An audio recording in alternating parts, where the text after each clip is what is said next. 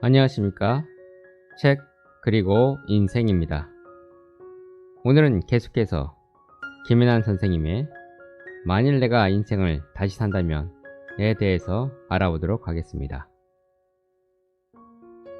환자들이 내게 가장 많이 한 말, 울고 싶을 때 울어야 합니다. 우리는 운다는 것을 창피하다고 생각합니다. 운다는 것은 감정에 굴복하는 것이고 상대에게 나의 약한 면을 노출시키는 것이라 생각하기 때문입니다. 그래서 이를 앙다물고 있는 힘껏 울음을 참습니다. 하지만 울고 싶을 때 울어야 합니다.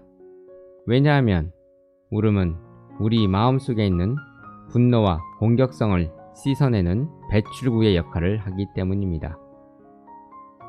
울고 나면 마음이 정화되는 것을 느끼게 됩니다. 좌절이나 슬픔을 경험할 때 해결되지 않는 공격성이 울음이라는 통로를 통해 빠져나가게 놔두는 것이 그래서 중요합니다. 어쩌면 울지 못하는 사람이야말로 약한 사람입니다. 그들은 자신의 약한 모습이 드러날까봐 감추려 합니다. 반면 진정으로 강한 사람은 자신의 약한 모습을 감추지 않습니다. 그러므로 울고 싶을 때 울어야 합니다. 과거가 현재를 지배하도록 놔두지 말 것. 후회 속에 사는 사람들은 이미 지나간 과거를 고치려고 현재와 미래를 담보로 내놓고 있는 것과 같습니다. 더 이상 과거가 당신의 현재를 지배하도록 내버려 두지 않아야 합니다. 현재를 덮고 있는 과거의 무거운 이불을 걷어내고 밖으로 나와서 맑은 공기를 마시고 푸른 하늘을 바라보아야 합니다. 과거가 고통스러웠다고 해서 현재까지 고통스러워하는 법은 없으니까요.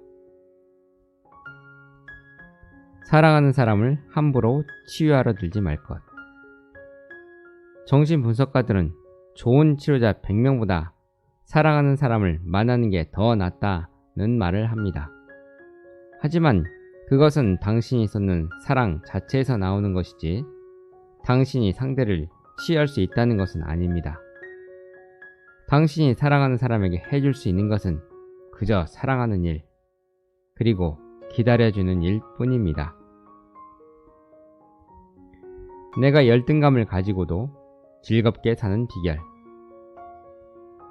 다른 사람의 시선에서 벗어나 스스로 자신을 들여다보면 누구나 부족한 구석이 있지만 찾아보면 좋은 구석도 많습니다. 그런데 부족한 것만 너무 커 보이고 자꾸만 주눅이 든다면 그것은 내가 진짜로 그런 사람이어서가 아니라 다른 사람들의 시선에 얽매여 있다는 뜻입니다. 스스로를 바라보는 시각으로 인생은 흘러가게 되어 있습니다.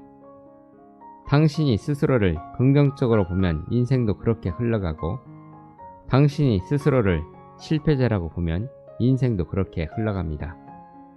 그러므로 다른 사람이 당신을 바라보는 시각 말고 당신이 자신을 어떻게 바라볼지 그것부터 결정하십시오. 똑같은 나인데도 내가 나를 어떻게 바라보느냐에 따라 인생이 바뀌게 됩니다. 제발 모든 것을 상처라고 말하지 말 것. 상처 없는 삶이란 없습니다. 그리고 그 상처의 직면에 그것을 이겨내려고 애쓰면서 조금씩 단단해져 갑니다. 굳은 살이 박히면 소소한 아픔들은 그냥 넘길 수 있게 됩니다. 그리고 굳은 살이 있어야 더 큰 상처가 왔을 때도 그걸 이겨나갈 힘이 생깁니다. 하지만 상처를 계속 피하게 되면 굳은 살이 생기기는커녕 아주 조금만 찔려도 죽을 것처럼 아파하게 됩니다. 상처 자체에 취약해지는 것입니다. 그렇게 되면 일상생활 자체가 버거워집니다. 그러니 스쳐 지나가고 그냥 넘어갈 일까지 굳이 상처라고 말하며 인생을 복잡하게 만들지 않아야 합니다. 상처와 상처 아닌 것을 구분지어야 합니다.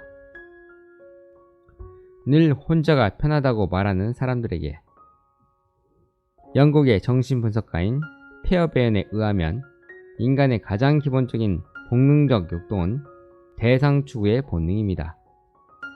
누군가와 관계를 맺는다는 것이 거역할 수 없는 인간의 본능입니다. 인간은 누군가에게 기대고 싶어하고 그로부터 보살핌을 받고 싶어하며 무엇이든 공유하고 싶어합니다. 맛있는 것을 먹더라도 같이 먹을 때 먹는 즐거움이 배가 되고 멋있는 경치를 보더라도 같이 볼 때 기쁨이 배가 됩니다. 나쁜 감정을 가졌다고 자책하는 사람들에게 첫 번째, 감정을 이해하고 받아들이는 시간을 가질 것. 감정 무서운 파괴력이 있어서 밖으로 쏟아져 나올 경우 감정이 해소되기는커녕 심장이 빠르게 뛰고 불안이 고조될 수가 있습니다. 그러니 충분히 기다린 뒤 감정을 해결하는 것이 좋습니다. 두 번째, 감정을 표현할 때 나를 주어로 하는 문장을 쓸 것. 나 욕구를 충족하면서도 상대의 감정을 수용하며 원만한 관계를 만들어 나가려면 감정을 표현할 때 상대방을 원인으로 돌리지 말고 나는 뭐뭐라고 느낀다 라는 문장을 사용하는 것이 좋습니다.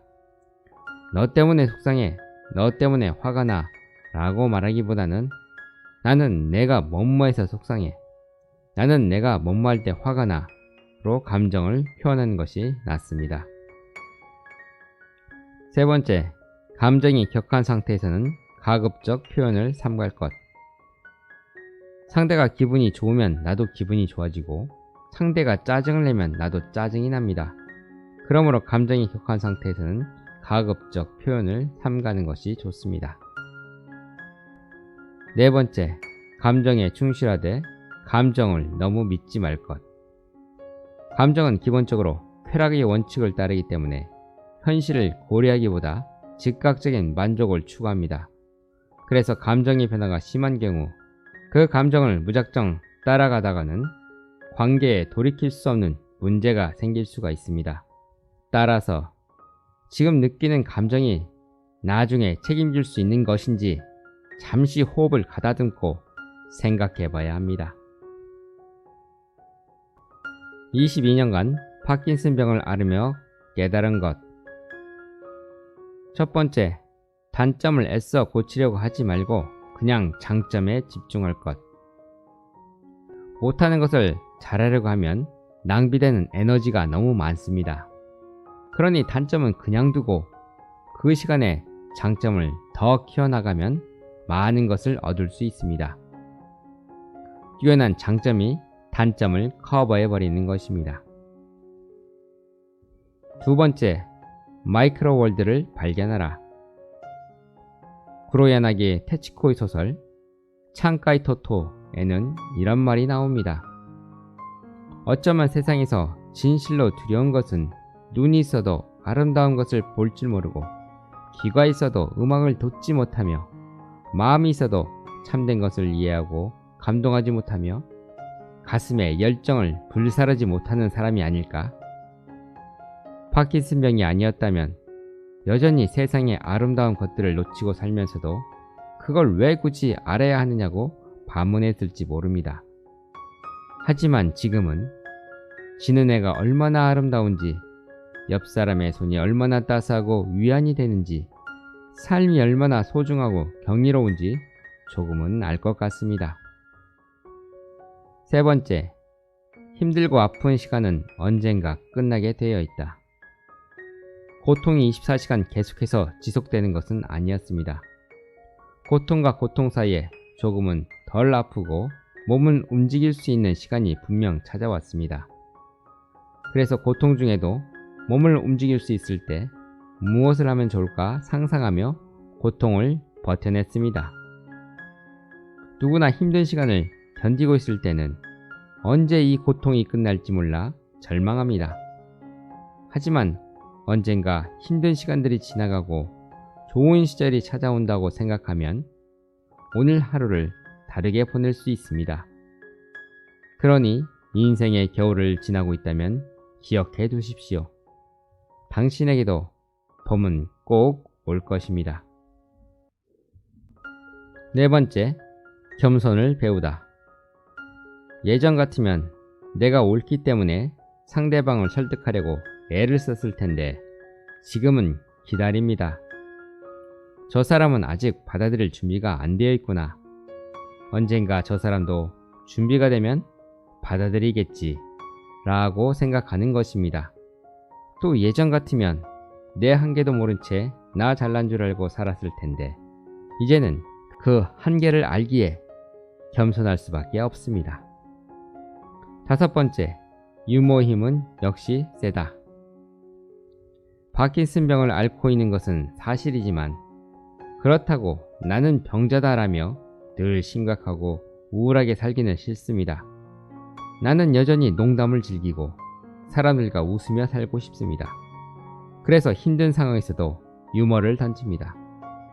그러면 유머를 한 사람이나 유머를 받아들이는 사람이나 잠시나마 무겁고 어두운 분위기에서 벗어나 밝게 웃게 해줍니다. 훨씬 더 행복해질 수 있는 나를 가로막은 것은 바로 나였다. 훨씬 더 행복할 수 있었는데 만족을 모르는 내 욕심이 행복을 가로막고 있었습니다. 무언가를 더 원하고 그것을 손에 넣는다고 해서 행복해지는 것은 아닙니다. 원하는 것을 손에 넣는 순간 바로 우리는 더 큰 것을 원하게 됩니다. 사람의 욕심은 끝이 없는데 그에 비해 내가 가진 것이 늘 부족하게 느껴지기 때문입니다. 행복은 오히려 덜어냄으로써 찾아옵니다. 가지지 못한 것들에 대한 욕심을 덜어내는 것, 나에 대한 지나친 이상화를 포기하는 것, 그것이 행복을 찾을 수 있는 지름길입니다. 산다는 것은 죽을 때까지 멈추지 않는 성장의 과정입니다. 그리고 그 성장의 목적은 바로 우리 삶에서 진정 중요한 것이 무엇이고 진정 행복이 무엇인지를 배우는 데 있습니다. 그래서 오늘도 하나하나 차근히 배워나갑니다. 지나간 것들을 떠나보내고 새로운 것들을 맞아들이는 법, 서로 사랑하며 감사하는 법, 그리고 인생의 작은 행복을 느끼고 즐기는 법을. 내가 그를 용서한 진짜 이유. 우리의 감정은 특히 안 좋았던 일에 대한 기억력이 뛰어납니다. 살아오면서 경험한 수많은 일들 가운데 행복하고 좋았던 일은 당연한 듯 잊어버리고 상처나 모욕받았던 일은 두고두고 기억하면서 마치 30분 전에 일어난 일처럼 분노와 수치심을 느끼며 생생하게 반응합니다. 분노에 휩싸인 사람에게는 현재와 미래는 없고 오직 상처 입었던 과거만 있습니다. 그러므로 다른 사람에 대한 미움 때문에 현재와 미래를 죽이고 자신을 파괴하는 일을 하지 말아야겠습니다. 용서란 내 마음에서 분노와 미움을 떠나보내는 작업입니다. 그래서 내 마음이 다시 고요를 되찾아 더 이상 과거에 얽매이지 않고 현재와 미래를 바라보며 떠날 수 있게 하는 작업입니다. 이러한 용서는 다른 사람을 향해서만 베푸는 것이 아니라 내 자신도 용서할 수 있어야 합니다. 내가 충고를 잘 하지 않는 까닭. 충고는 기본적으로 너는 틀렸다는 뉘앙스를 품고 있습니다. 사람은 누구나 자기가 틀렸더라도 막상 지적하면 그 사실을 인정하기 싫어할 뿐더러 청개구리처럼 엇나가고 싶어 합니다. 사람은 쉽게 변하지 않습니다.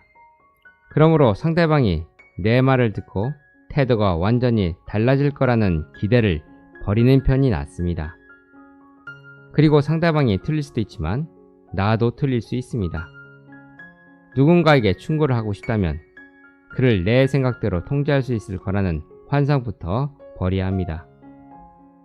어차피 당신의 충고는 듣지 않을 것입니다. 그러니 그냥 상대방의 이야기에 귀를 기울이고 난 후 조심스레 당신의 의견을 말해 주십시오. 그리고 결정은 그에게 맡겨야 합니다. 상대방이 설령 잘못된 길을 선택하고 나중에 후회할지언정 그것은 그의 몫입니다. 오늘은 여기까지 하도록 하겠습니다. 다음 동영상에서 계속 이어가겠습니다. 구독과 좋아요는 영상 제작에 큰 힘이 됩니다. 시청해주셔서 감사합니다.